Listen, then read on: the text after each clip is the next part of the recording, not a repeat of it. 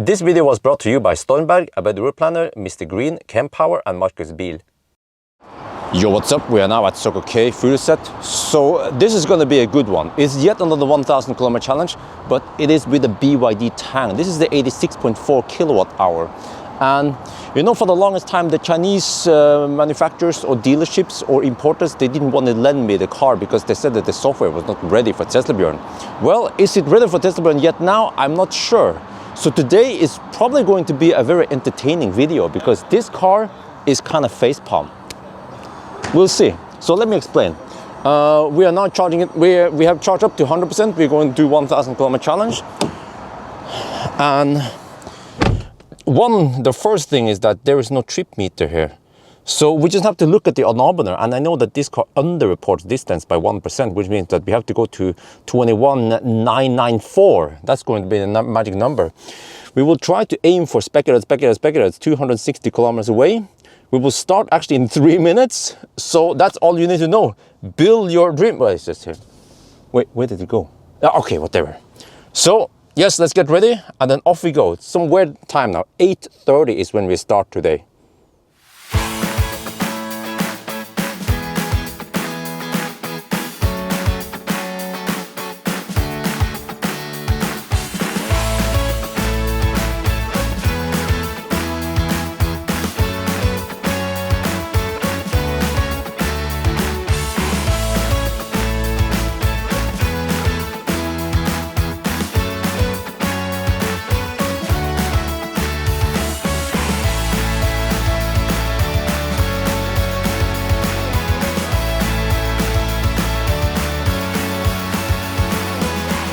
We are almost at Specular now, and look at the consumption.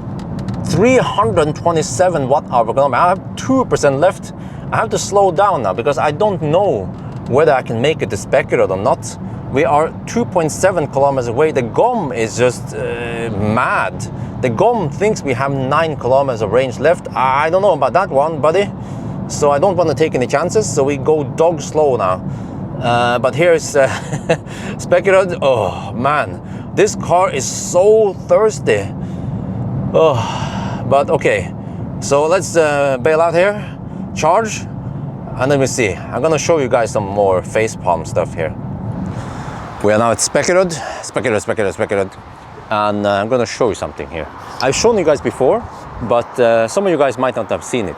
This battery pack seems to be around 600, 700 volt. And every time we arrive at a fast charger, I don't know if you can see it here. I might have to use the viewfinder to see, but okay, here you can see it. So it started at below 400 volt. Every time now it will take only 10 kilowatt. You see, we've been charging for 3 minutes, and it ramps up the voltage really, really slow. And while it's doing that, it's only taking 20 amp. You see, 11 kilowatts. This happens every time until we hit around 650 volts. Then suddenly, boom, I'm going to show you soon. We've been charging for 15 minutes or at least 11 minutes. And what, can you guys see that? Yeah, we are taking still 113 kilowatts. So yeah, you know, I realized that this is an 800 volt car, but it charges slow and it's inefficient. So I don't know what people say, oh, the 800 volt cars are awesome. Well, I don't see how good the 800 volt car is. You see, now I want to run the HVAC, but there seems to be a limitation on the charger. It can only pull 170 amp regardless. Also when you are charging on 400 volt chargers. So actually when you run HVAC now with cooling for the cabin, it will actually steal some of the power that will go to the battery. But this car has this one. I think they didn't dare to write it, but it says a fan, and it's fan only mode or only fans mode. You see, now it turned off AC compressor and we are saving energy. And another weird bug here is that if we do the math here, 497 multiplied by 170 is more than 113 kilowatt. I think it's almost 120 kilowatt. Why is it displaying 113 kilowatt? Is this a bug from the charger, tritium, made in Australia? Or is it the car? I think this is a charger bug, right? This is really weird. And then, because we have so much time, I can have plenty of time for double sausage penetration. Oh yeah!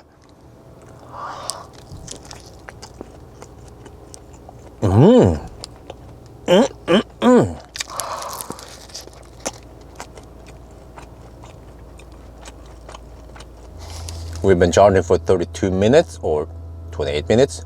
And just a couple of minutes ago, we had a little speed drop. It dropped to 72 kilowatt. But then it went up to 118 kilowatt again. And now it's doing another drop. I don't know if this one is... No, this could be another drop.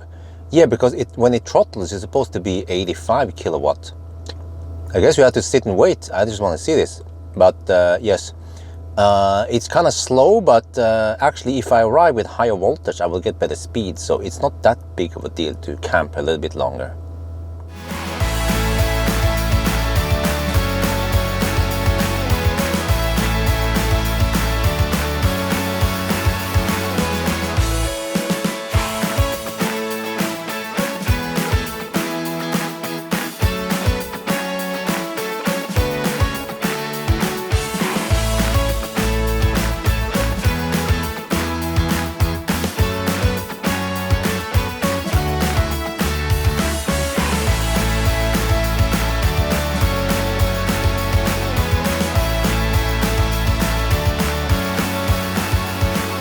We are now at Varberg. As usual, we have Ladestau over here.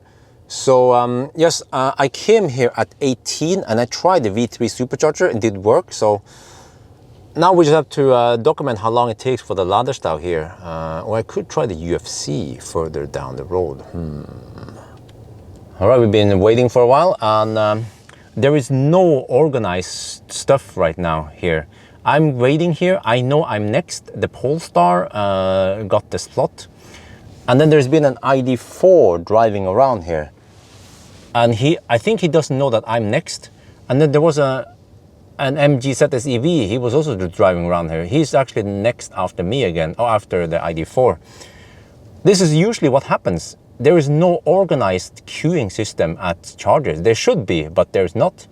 So we will see if the ID4 guys will recognize that I was here before. But maybe he think I'm charging, but I'm not charging. The fat e-tron behind me is charging on the 50 kilowatt. I've been queuing up here. So let's see what happens. I will observe the chaos. Okay, we started charging roughly 2 minutes ago. So that means 25-minute deduction. 25-minute Ladestau. But we are charging now at 7.5 kilowatt hour per hour. Right, so I went to the restroom. We are charging now. And let me show you. So we met a nice guy here from Norway. He speaks Danish. He was super happy with the ES8. And then he asked me, hey, how is the BYD Tang? I said, yeah, it's fine, that's the owner. So yeah, he chose the right car at least. No, he's not paying attention. He's too busy with the baby. Okay, but we have some Ladestau. We have one e-tron waiting here. We have some Volvos and stuff over there, and I calculated I need to spend 69% to get to the next charger. So I have 50% now, and I see I've been charging for 13 minutes. This is not going to be a 10-hour run, that's for sure. So I probably have to charge for at least another 15 minutes maybe. But the charging speed though is great. Look here. Again, we are getting that 170 amp limit, but because the voltage is higher than this one displays kilowatt correctly, unlike the other charger. So yes, I know that there is some UFC chargers over there. Well, they're called Ion charger, but I don't know why they show up as UFC. But you can kind of see it here. I will try to ninja it here. You see there? Yeah. So there are chargers over there. Some of them are occupied, but maybe some of them are free. But I want to actually document and experience how it is over here at Ioniq. So yes, that's why we are here. And then I guess we have to come back here the same way also. Oh, there's another car. EQC come. Yeah, he's like, oh shit. Next stop is going to be Helsingborg, 150 kilometers south of here. Let's see how much Ladestau we have there. And this charging was only 28 minutes. Ooh, wow. We were getting that 118, 119 kilowatt flat without any drops, at least. Okay, let's go then. We are now on the concrete surface around Falkenberg, and ooh, This car is noisy. You have to blame the 22-inch tires, of course. But I'm even on the left lane. The right lane should be noisy. And this, let me show you guys. Yeah, oof.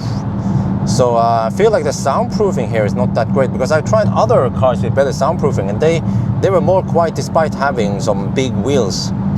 So yes, just pointing it out, I guess. That's one of the test checkpoints I do on this stretch. And then of course we have to deal with left lane huggers, lots of them. Not only Norwegian, but Swedes, they are just big campers today. Lots and lots of campers. So I don't know, maybe we should also deduct a little bit for the Swedish campers, because normally when it's not holiday season, then the road here is quite clear. But not today, son, not today. Those pesky Volvos.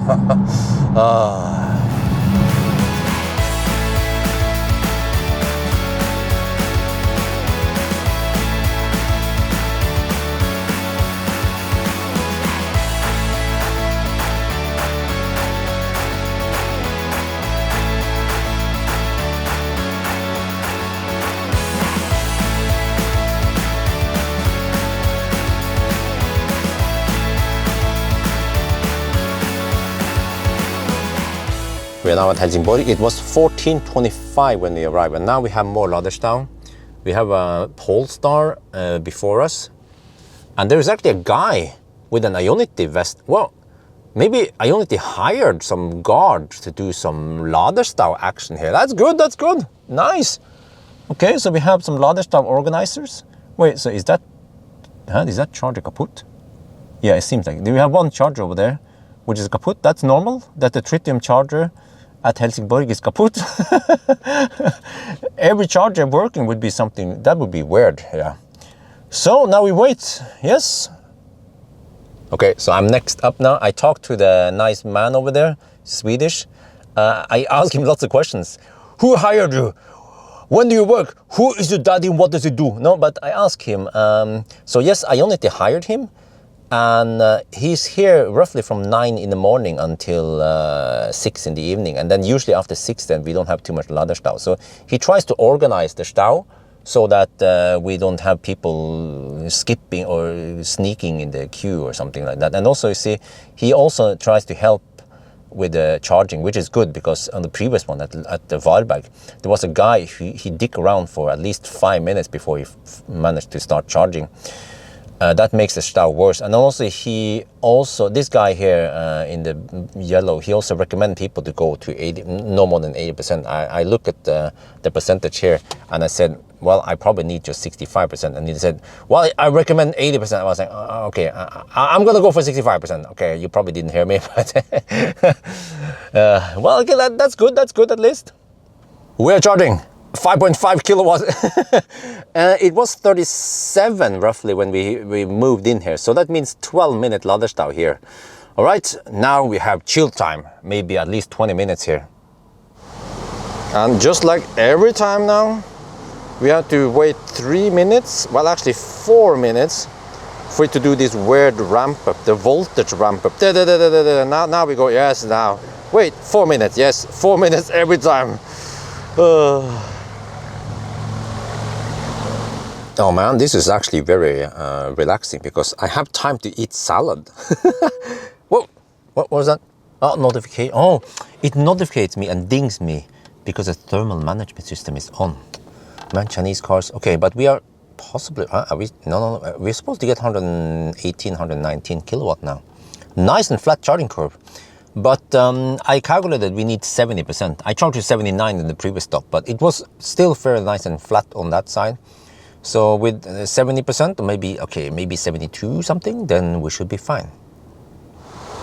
Okay, so every time at 65%, as long as the battery is nice and hot, then it will throttle to 85, 87 kilowatts. So the first session we had a little bit of slowdown, some drop, but at least from at Varberg and here we get the perfect charging session. So, okay, this car is thirsty, but at least it has okay and nice and flat charging speed. So we will see, I guess, once we have the opportunity to test to go 90%. But okay, I'm going to leave soon. I might go for 72%. That should be enough.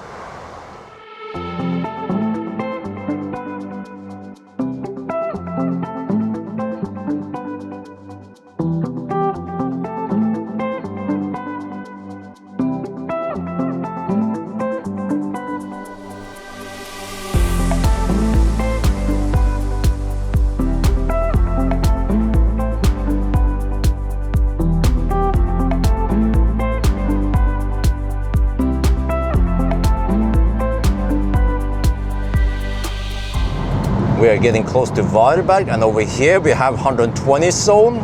We have headwind, and the consumption is 400 watt-hour per kilometer for the past 50 kilometers. And I even have a bunch of left lane huggers blocking my way, so I couldn't unleash the power of the Tang. And it's still, oh, never mind, 406 watt-hour per kilometer. Holy macaroni! Great Wall of China! Shit! All right, we're charging, everything normal. So I'm going to show you something here. You see, every time you start the car, you have to start everything, booting up China OS. Also have to start navigation every time.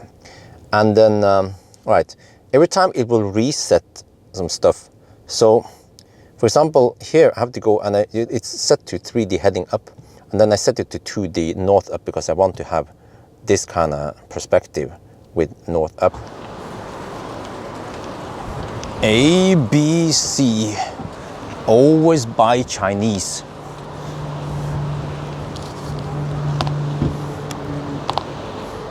Oh yeah, I'm gonna enjoy a banana now. But I'm gonna explain, by the way. You might be wondering, why am I not using the Tesla superchargers?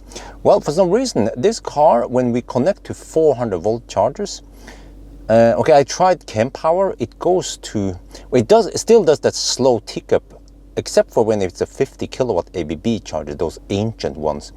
But at least even Kempower, it also does the 4-minute slow ramp up.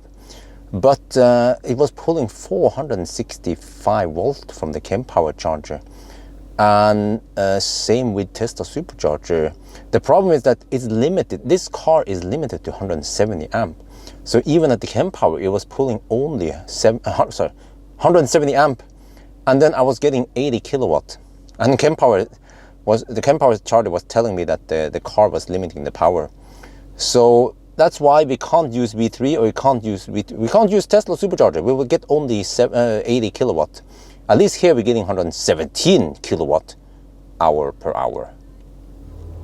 All right, we are almost good to go. We are going for 65%, 33-minute charging stop.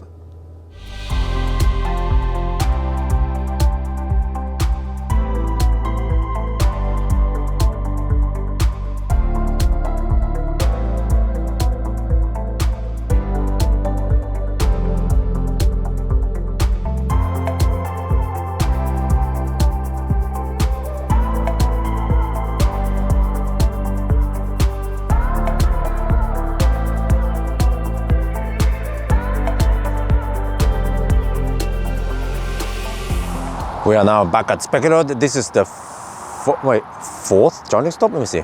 Spekkerød, Varberg, Helsingborg, Varberg. This is the fifth charging stop. Okay, think about this. Fifth charging stop, and every charging stop we have to waste 4 minutes just for that boost, ramp up. So it means that we actually waste 20 minutes already. And we are not done yet. That's just to put things in perspective. That stupid 4-minute ramp up. It should be 1 second, not 4 minutes. But okay, anyway, we are here. Look at this. We have a Taycan and a fat e-tron from Norway. And then build your dreams here, and then another fat Taycan over there. No Ladestad here, you see? We had a little bit of Ladestad this morning. Seems that the traffic is getting better and better now. So, yeah. Nothing to see, nothing to see. I guess I can show you guys. Just as every time now, we will just slow. Oh no, we are back. Okay, 117 kilowatt now. Yeah, we're 5 minutes. Okay, but I calculated I need to charge to how much was it again? Let me check here my notes. I need to spend 47%. And I want to have a 6% margin, so I need to go to 53%. So that means, I guess, 10-15 minute charging stop, because over here, this is a big battery, so it doesn't fill up within a couple of minutes. No, that's not how it works, buddy.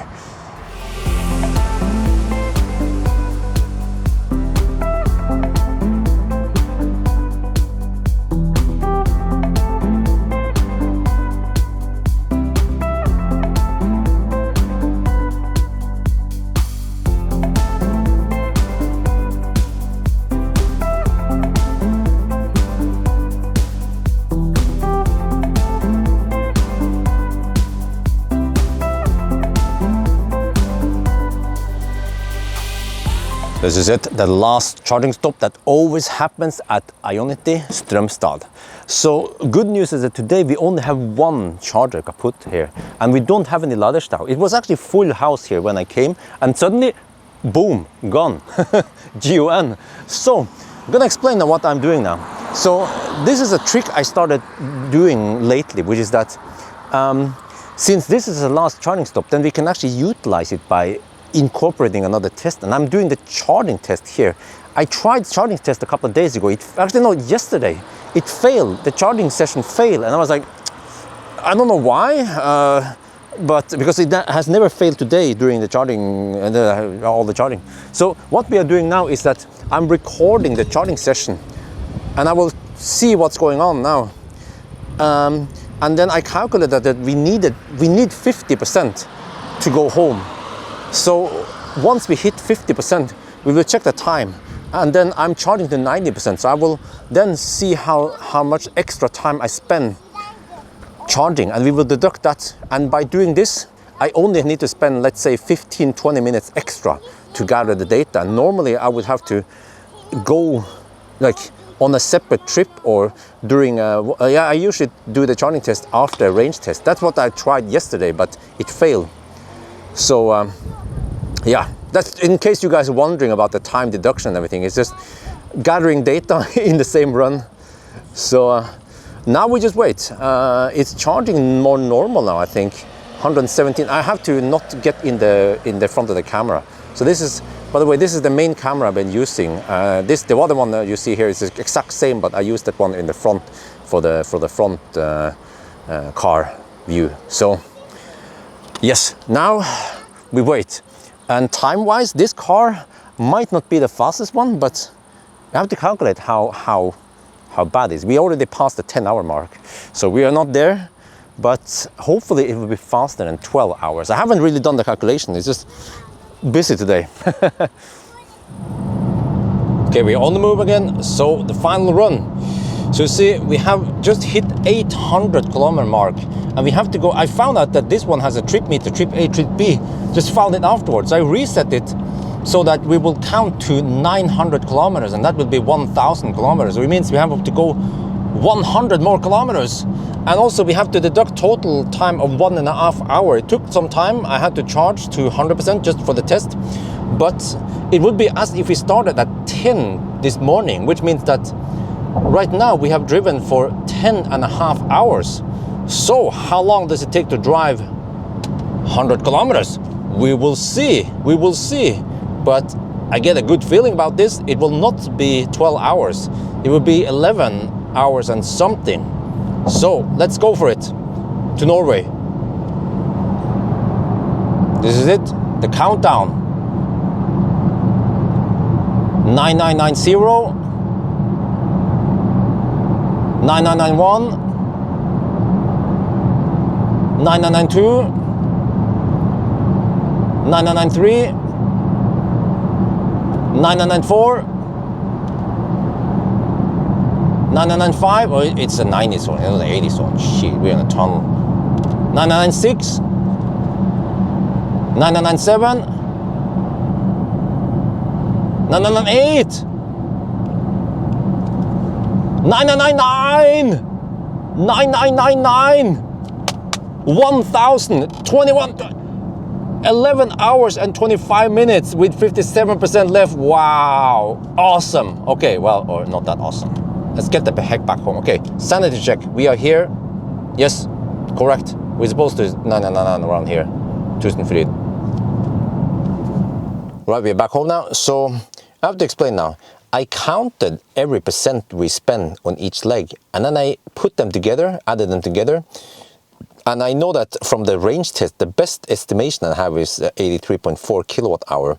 And based on all that, I calculated that this car consumed 327 watt hour per kilometer. It's high, it's actually slightly higher than ES8 even, but ES8 was built as a pure EV, whereas this one is a fossil car that has been mutated into EV also. So maybe that's why.